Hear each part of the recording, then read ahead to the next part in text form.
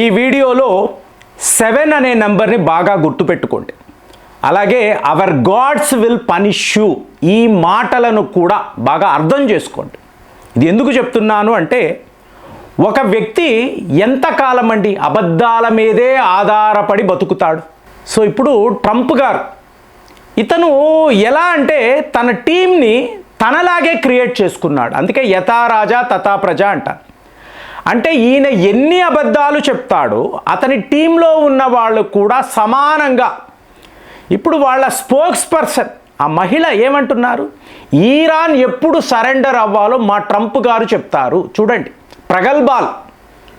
అలాగే వాళ్ళ war secretary, మేము యుద్ధాన్ని మొదలు పెట్టలేదు కానీ యుద్ధాన్ని మేమే ఫినిష్ చేస్తాం. అంటే ఇదేదో మీకు మన టాలీవుడ్ చిత్రాల్లో డైలాగులు ఉంటాయి చూసారా, ఆ లెవెల్లో.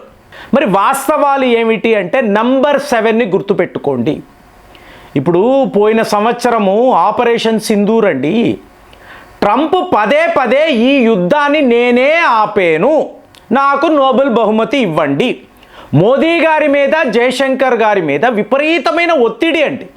కానీ ఫైనల్గా ఒరే ఏంట్రా నువ్వు మాట్లాడుతున్నావు వీళ్ళు చెప్పారు, లేదండి దీనికి ట్రంప్కి ఎటువంటి సంబంధము లేదు. సో యుద్ధాన్ని మేము మొదలు పెట్టామంటే మేమే ఫినిష్ చేసాం, ఇందులో నిజాయితీ ఉంది, అవునా? ఎందుకంటే అది మనకు సంబంధించిన ఒక వ్యవహారం. ఇందులో ట్రంపో అమెరికాకో ఎటువంటి రోల్ లేదు, క్లియర్గా చెప్పాం. తరువాత ఈ కోపంతో అతని మాటలు మనం ఒప్పుకోలేదు కదా, ఉంటుంది కదా, అహం ఉంటుంది కదా. వీడేమన్నాడు, భారత్కు సంబంధించిన 7 విమానాలు కూలిపోయాయి, పచ్చి అబద్ధం. 7 గుర్తుపెట్టుకోండి. ఈ 7 యొక్క అర్థము ఇవాళ వాడు చూస్తున్నాడు. Our gods will punish you, ఖచ్చితంగా. ఎందుకంటే భారత్ యొక్క ఆయిల్ ట్యాంకర్స్ అలాగే ఎల్పిజి ట్యాంకర్స్ను ఆపాలి అని విశ్వ ప్రయత్నం అమెరికా చేస్తుందండి. కానీ నిన్నటికి నిన్న శివాలిక్, పేర్లు చూడండి, శివాలిక్, ఇంకొక ఓడ పేరు నందాదేవి, 40,000 మెట్రిక్ టన్నుల ఎల్పిజి భారత్లోకి వస్తుంది. ఎస్కాట్ ఎవరిస్తున్నారండి, త్రిశూల్, పేర్లు చూడండి. ఆ శివసిద్ధుడు పంపించిన ఓడలు, వీటిని వీళ్ళు ఆపగలిగారా? కానీ ఆయన ఎలా శిక్షించాడు, ఇదంతా వినడానికి ఏమైనా మూఢనమ్మకాలు అనుకోకండి, పేర్లు మరి ఎలా వస్తాయి? సో మనం అలా చూడాలి, సింబాలిక్గా చూడాలి. ఇప్పుడు డొనాల్డ్ ట్రంప్ యొక్క 7 అతి ముఖ్యమైన F-35 లైటనింగ్ విమానాలు, ప్రపంచములో నంబర్ 1 స్టెల్త్ విమానము F-35 7 ఎక్కడ, యుఏఈలో అల్ దఫ్రా అంటారు. అల్ దఫ్రా ఎయిర్ బేస్ అంటే మన రఫేల్ విమానాలు ఫ్రాన్స్ నుంచి వచ్చినప్పుడు ఇక్కడే రీఫ్యూయలింగ్ జరిగిందండి. తరువాతే భారత్లోకి రావడంతో ఈ అల్ దఫ్రా ఎయిర్ బేస్ అనేది చాలా ఫేమస్ అయింది. ఇప్పుడు ఇక్కడ మీకు డిప్లాయ్ అయిన F-35 విమానాల మీద ఇరాన్ వాళ్ళు బాంబుల వర్షాలు కురిపించారండి. 7 విమానాలు కూడా అక్కడికక్కడ మీకు మాడి మసైపోయాయి, మీకు టోటల్గా డిస్ట్రాయ్ అయిపోయాయి. మరి నంబర్ 7 ఎలా వచ్చింది? సరిగ్గా 7 F-35 విమానాలు. కావాలంటే మీరు గూగుల్ సెర్చ్లో చూడొచ్చు. అలాగే మీకు ప్రిన్స్ సుల్తాన్ ఎయిర్ బేస్ అని అంటారు. ఇది ఎక్కడ, సౌదీ అరేబియాలో. నేను ఎప్పుడు చెప్తూ ఉంటాను, మిడిల్ ఈస్టులో రాజు లాంటి దేశము సౌదీ అరేబియా అంటే, రాణి లాంటి దేశము యుఏఈ. వీళ్ళకి ఏం జరుగుతుందో చూడండి. ఎలాంటి నష్టము అంటే, మీకు కింగ్ సుల్తాన్ ఎయిర్ బేస్లో మీకు ఈ విమానాలకు రీఫ్యూయలింగ్ చేస్తున్నారు. ట్యాంకర్లు పెట్టుకొని అమెరికా వాళ్ళు రీఫ్యూయలింగ్ చేస్తున్నారండి. 7 ట్యాంకర్ల మీద ఇరాన్ మిజైళ్లు వచ్చి పడ్డాయి. 7 ట్యాంకర్లు కూడా తుక్కు అయ్యాయి. ఇక్కడ 7 నంబర్ చూడండి. సో ఇదంతా చూస్తుంటే వింటూ ఉంటే ఎంత ఆశ్చర్యంగా ఉంటుంది. మన విమానాలు 7 కూలిపోయే అబద్ధాలు చెప్పాడు, ఇవాళ ప్రాక్టికల్గా చూస్తున్నాడు. ఒకటేమో యుఏఈ వద్ద, ఇంకొక సంఘటన సౌదీ అరేబియా వద్ద. ఏంటిది ఈ మిస్టరీ ఏమిటి?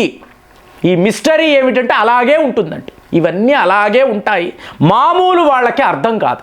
సో ఇప్పుడు మీకు ఇరాన్ వాళ్ళ వద్ద ఉండే మిజైళ్ళు అయిపోయాయి, వాళ్ళ వద్ద మిజైల్ లాంచర్స్ కూడా అయిపోయాయి, వాళ్ళ కేల్ కథం. ఇక ఇరాన్ ఏమీ చెయ్యలేదు, మనమే గెలిచేము, ఇంకొక అబద్ధం. అందరూ ఇదే అబద్ధాలు మాట్లాడతారు. వీళ్ళు మూర్ఖులు అర్థం చేసుకోని విషయం ఏమిటండి, వాళ్ళు గత 5 ఏళ్ల నుంచి రష్యాకు కావలసిన ఆయుధాలు వేల సంఖ్యలో వాళ్ళు మ్యానుఫ్యాక్చరింగ్ చేస్తూనే ఉన్నారు. వాళ్ళు ఎప్పుడూ ప్రొడక్షన్లోనే ఉన్నారు. అండర్ గ్రౌండ్లో రష్యాకు కావలసిన డ్రోన్లు, మిజైళ్ళు ఇలాగా ఇందులో ఏకంగా ఫటా అనబడే హైపర్సానిక్ మిజైల్స్ కూడా తయారు చేస్తున్నారండి. అంటే మ్యాక్ 15 వేగములో ఒక్కసారి ఈ మిజైల్ని వాడిన తరువాత ఎవడు దీన్ని ఆపలేడు. మీకు డైరెక్ట్గా బ్రహ్మాస్త్రములాగే మీకు 10% ఛాన్సెస్ మాత్రమే, బ్రహ్మాస్త్రములో అది కూడా ఉండదు, ఇది ఒక 10% మీకు ఆ ఛాన్సెస్ ఇస్తుంది. కానీ ఈరోజు ఈ హైపర్సానిక్ మిజైల్ని ఆపే టెక్నాలజీ ఏ దేశము వద్ద లేదు. ఇరాన్ ఇలాంటి ఒక అస్త్రాన్ని కలిగి ఉన్నారు. సో సిట్యువేషన్ ఎక్కడ దాకా వచ్చిందంటే కార్గ్ ఐలాండ్స్ అని అంటారండి, ఇరాన్ యొక్క లైఫ్ లైన్.